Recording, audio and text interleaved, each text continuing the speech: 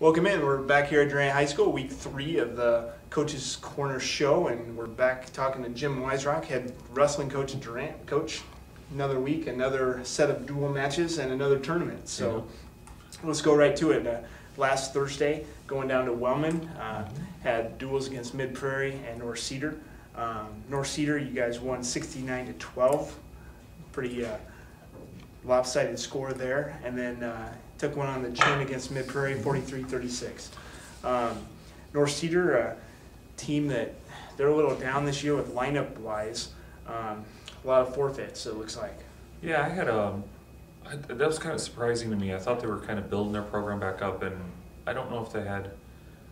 I think they had a couple of injuries, is what their coach said. So they didn't, they would have had a couple more wrestlers in the lineup, but it was just kind of strange for me because usually North Cedar's fairly strong in wrestling and usually has a pretty full lineup and is pretty competitive, and they just didn't have, enough kids. I mean, I think they only wrestled 6 kids, right. And it was just, I know that Jewel kid at 170 is a pretty tough kid, but yeah, he's scored a win over Cole Cook at Tipton already too. Oh, so, did he? Did he? That was he's a pretty good kid, and I know that Trevor Green had 120. Aaron and him had a good match. I mean, Aaron pinned him, but I mean, he's a pretty high quality kid too. So I don't know what's really going on at North Cedar. I do know that our boys looked good and were wrestling hard, especially against North Cedar. They came out in the 6 matches that we had. I was really happy with the way the boys wrestled. Like I said, Aaron won, and then Chance Brooks also won at 138.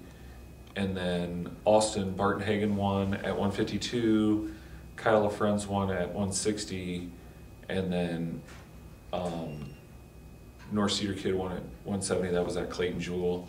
And then Dexter Sargent won a really good match with Brighton Ben Hart, and he won 6-3.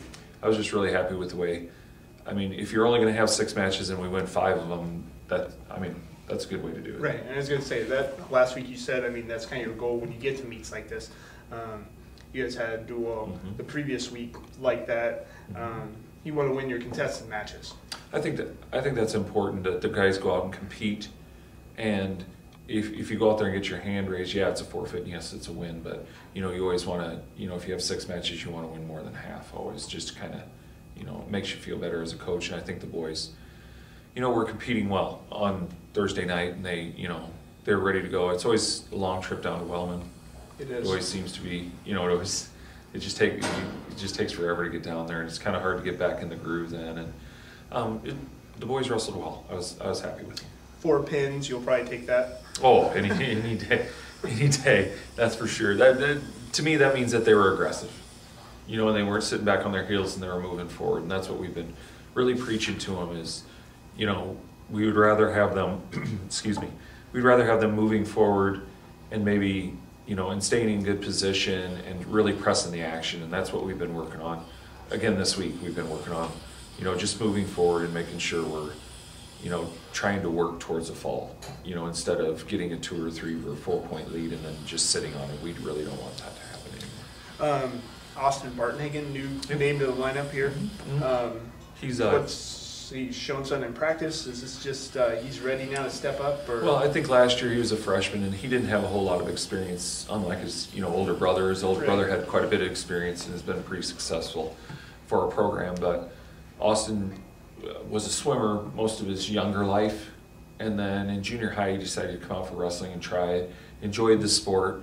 Last year he was a freshman, and we just kind of wanted to bring him in slowly and try to get him some experience and try to get him some, confidence. And he had a wrestle off earlier in the week and won. So, he was in the lineup and he's doing a good job. He works hard, and we just keep working with him and he'll improve. I know he will.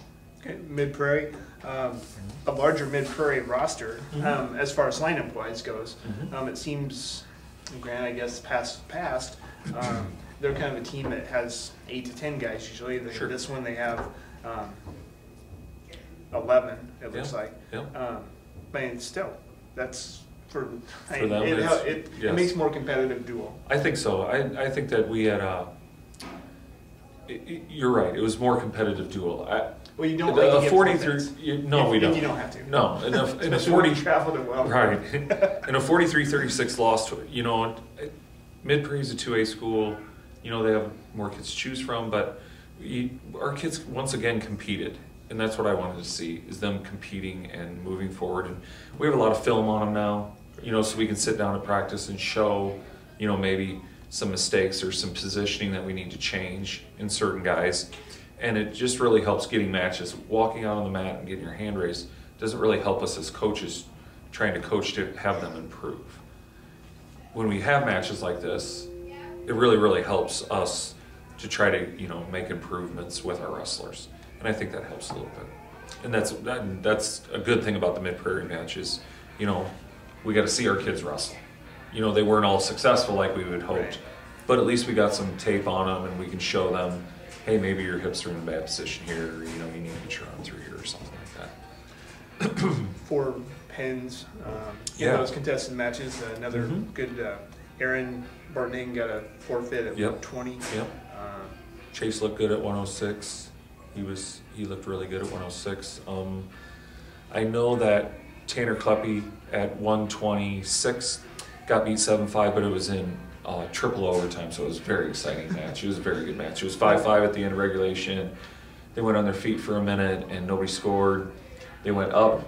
His opponent went down, nobody scored. He went down, nobody scored. And then it was the final tiebreaker where the guy took down again and escaped with maybe 2 or 3 seconds to go in the match. So it was a great, great match. It's a match due for Tanner. I mean, he's. I think Tanner's, as a freshman, he does great in the lineup as a freshman. I think he's learning every match. Right. And we watch the tapes every match, and he's a really smart kid who likes to learn and wants to be better.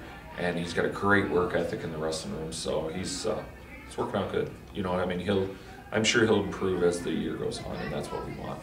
Gavin Blake, Henry Hansen, Brandon Dykes, Chase Exline, all with pins. Levi Novinsky, sorry. Yeah, that's all right. Got the forfeit as well to round out the points. So, where do you sit at for dual record at this point? I think we're 3-1 maybe. I think 3-1. I think 3-1. I think Mid-Prairie was our first loss, but like I said, our boys wrestled hard, and that's all I can really ask for.